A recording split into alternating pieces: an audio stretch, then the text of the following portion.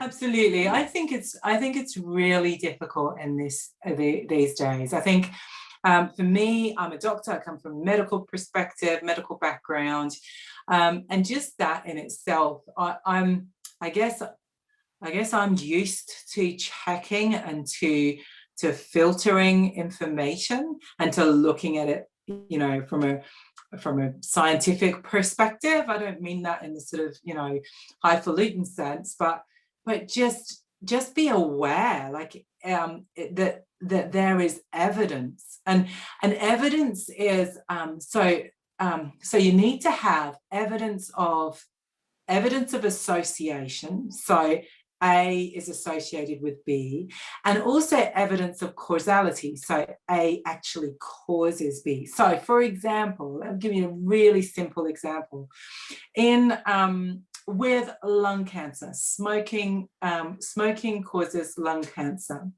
We know that now, but you could, in the early days, and this was seen in the early days, you could associate carrying a box of matches in your pocket with developing lung cancer. Those two things would have been exactly the same, as you'd have had as much likelihood, you'd have seen exactly the same correlation between carrying matches and lung cancer, and smoking and lung cancer.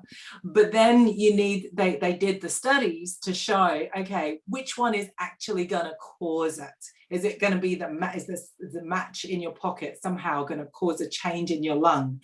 Or actually, is there something else that happens when you actually smoke? And then you work out what the actual causality is. So much of the information out there is opinion, it's guess, it's fear, it's not actually based on somebody actually looking at, okay, this is what is happening, and these are the changes, and you can see that when this happens under the microscope, and then you make this change, this is the result of that, and you can actually see it. So just be conscious, be aware that of the difference between somebody saying what they think, what they imagine, what might be. So a hypothesis or theory is not the same as fact, is not the same as evidence, and that's what you need. So do just check and talk to somebody. Talk to somebody who actually knows how to tell the difference between what is opinion and what is theory and what is actual evidence and fact.